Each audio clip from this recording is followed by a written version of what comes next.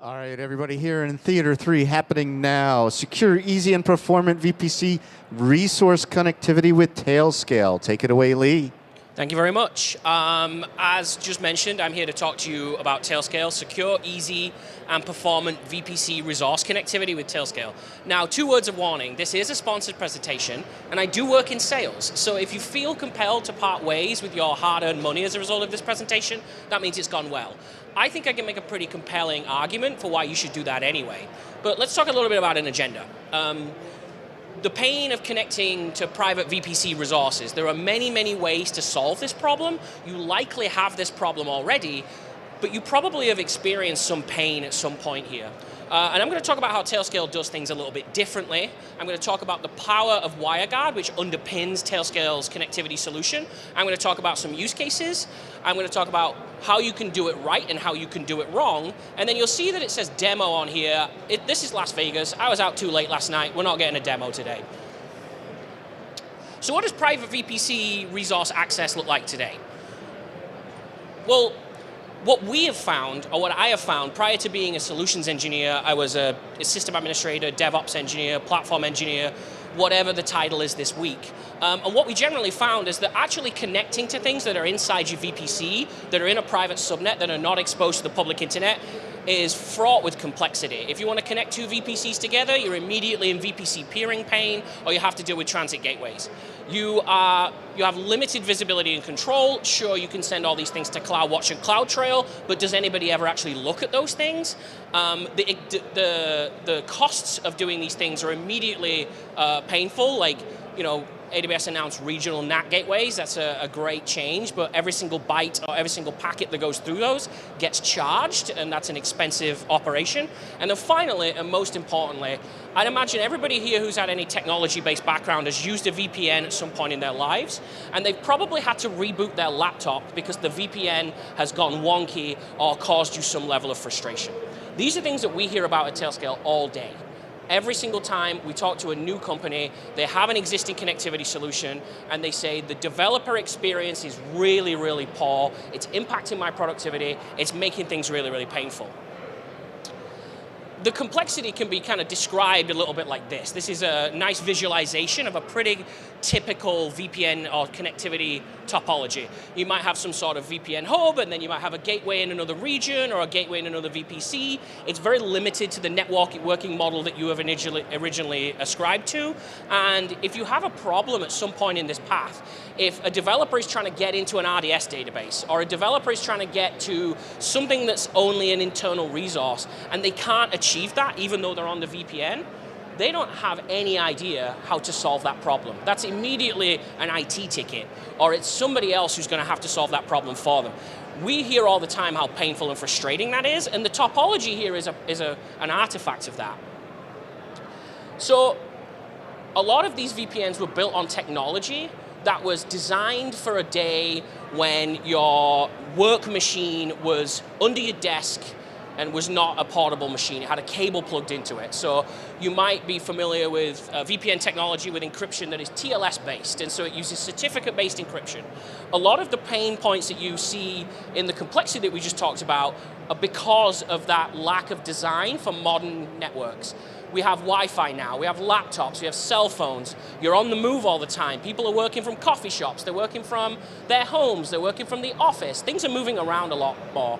And so in the mid-2010s, a gentleman called Jason Donenfeld felt so empowered to fix this problem that he designed a new connectivity solution called WireGuard. If you're familiar with it, it was built from the ground up for more modern networks. It has fewer bottlenecks, which means you can connect all of the devices in a network together. It's way more lightweight and predictable, so it's a much more smaller code base. It was written from the ground up.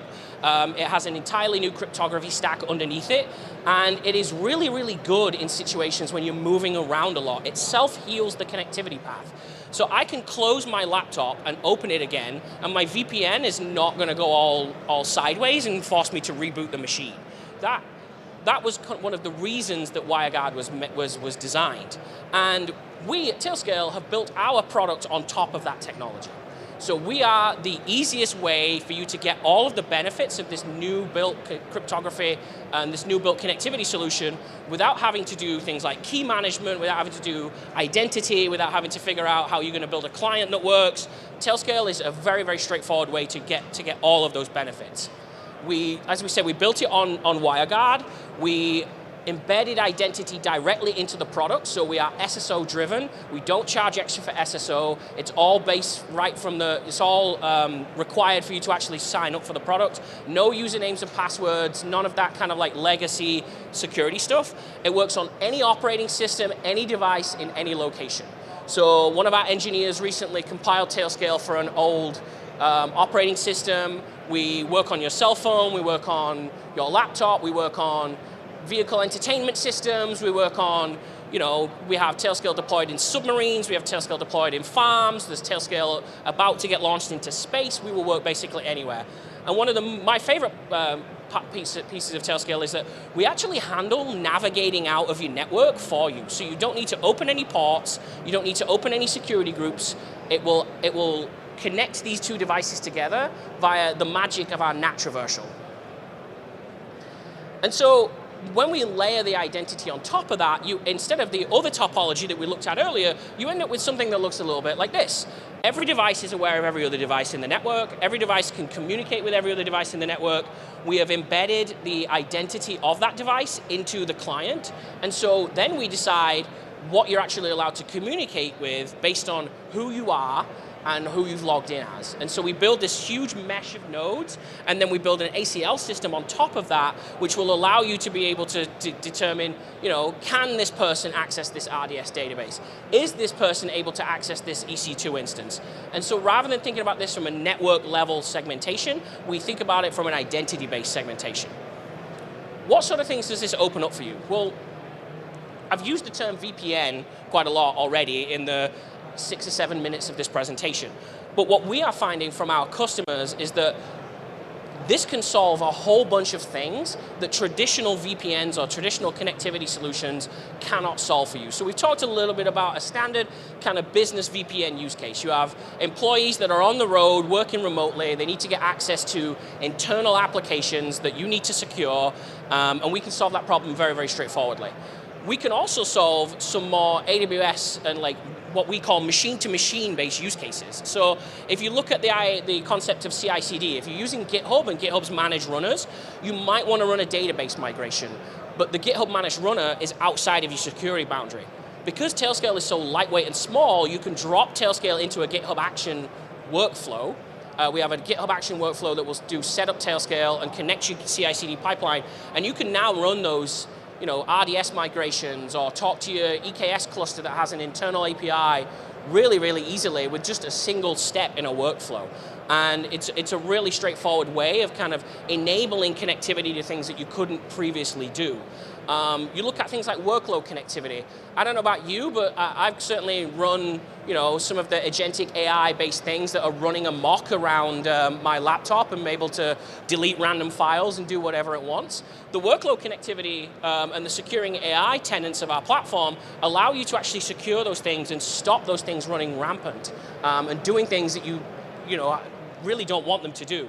Workload connectivity is really interesting because previously the way you would solve this, I know there was some announcements today about cross-cloud connectivity for Google Cloud and AWS. We have large organizations right now solving that exact problem with Tailscale. They just drop 2 Tailscale agents, one in Google Cloud, one in AWS. So they drop something in their AWS VPC and something in their data center or in their office, and that immediately connects those 2 things together. There's no configuration, no firewall changes, no setup. It just works straight away. The other 2, I think, are Edge and IoT. Because Tailscale is so small and lightweight, if you are deploying things like kiosks to different stores, or if you are deploying robots and all that kind of stuff, you can actually install Tailscale directly on those things, which will help you with things like getting telemetry off them or debugging problems in those environments. You know, it costs millions of dollars for organizations to send technicians out to fix things that are in the field. You can install Tailscale on those devices and fix them remotely without having to get people on the road. It can save you millions of dollars. We have customers saving millions of dollars on edge and IoT. And then finally, our go-to-market motion is that you are going to love our product so much that you want to take it to work. And so I'll talk a little bit later in the presentation about our pricing structure, but our default setting is that you use Tailscale for your home lab. We offer a very generous personal tier. So if you have video cameras at home or you want to check the contents on your smart fridge and you want to do all that remotely, Tailscale is a free and easy way to solve that problem. So we talked about some of the real world problems here. Developer access to resources in AWS is the kind of straightforward one. You have EC2 instances, you want to debug why that EKS pod didn't start properly, so you want to get to your EKS worker node, you want to get into a database to fix a production issue, you want to get access to anything that is only confined to the VPC. Tailscale can solve that quickly and easily and straightforwardly. If you want to connect two AWS regions together or two AWS organizations together, or perhaps you want to enable your customers to be able to communicate back to your infrastructure in a secure way, Tailscale can solve that problem for you. We can help you with secure automation problems. We can help you things like I already mentioned, like GitHub Actions or Terraform Cloud or Jenkins runners that need to actually communicate from outside your security boundary to inside your security boundary. And then as I already talked about, the hybrid and cross-cloud connectivity problem, I know there was some announcements today, as I already said, but we've been solving that problem for nearly 5 years. And I think we know I think we've done a pretty good job of that. That's the same slide twice. Apologies for that. So what does doing it wrong look like? Well, if you have too many layers of indirection, I already talked about this earlier in the presentation. If you do too many layers of indirection, if you have too many hops through an infrastructure in order to make these things work, the debugging and the user experience is really, really painful. So each time you build some sort of like hub and spoke connectivity model, each one of those instances is a point of failure that can cause you problems in really critical situations. In a mesh-based approach, there is no single point of failure. No single instance can break any of your connectivity workflows. We see a lot of organizations doing what we call security by IP address. So you might be using things like IP whitelisting. You might be doing things like only allowing access from certain subnets to other subnets. I've seen in my career hundreds of security groups that only allow access on port and protocol on specific IP addresses. The problem that you run into with that is, what if the IP addresses change? What if things move around and you have to migrate these things? That causes real-world connectivity problems. And so we focused on doing this via identity rather than via any networking level. So we want to know who you are, we want to know the origin of the request, and then we allow access based on that identity rather than the IP address. And then finally, I've talked about this a lot, but I really think it's worth driving home. The developer experience debt of doing these things wrong, of doing these things right, is just an experience that just works. It's just way better. So what does that look like for organizations that have actually adopted Tailscale? Well, Cribble has grown their organization. You can see their huge booth over there in the corner. They've been using Tailscale since the very inception of the company. They've grown by 25x in terms of their employee count, and they have no dedicated IT resources to actually manage connectivity. And they attest a huge portion of that to Tailscale. Hugging Face estimated that they save 240 hours annually just on provisioning new users when they are onboarded into the organization. Corelight, 1,000 hours saved annually with fewer VPN connectivity issues. 90% reduction in internal support requests from Instacart. I was part of the sales team that was rolling out Instacart, and the level of happiness that they got just from switching from one product to another, just in terms of IT tickets and like people picking up the phone saying, hey, I've got a meeting in 10 minutes and the VPN's not working. Like, it made a huge difference to their business. And then in terms of actual like real technology performance, because we use WireGuard as our underlying encryption, we've seen we can guarantee a 4x reduction in latency because we're going directly between those resources, and 22x increase in throughput. We can often find that with Tailscale, we can saturate the NIC inside these EC2 instances to up to the 10 gig NICs basically. So you can get fully encrypted connectivity, a full throughput for most EC2 instances. So here are some diagrams that show you what that looks like in the real world. So here you can see we have an EC2 instance in a private subnet. We have the NAT gateway in a public subnet. You'll notice I haven't opened any ports in this particular example. I don't open any security groups. I only need outbound connectivity. I do not need any inbound connectivity.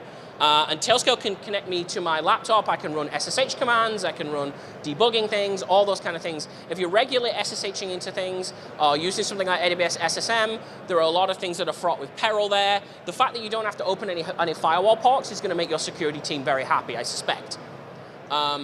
We have a Kubernetes operator, so we can run within EKS. We can help you move your EKS control plane. Obviously, the default setting is public access. Your EKS control plane, if there's a Kubernetes 0 day tomorrow, a lot of EKS clusters are going to be in a really bad way.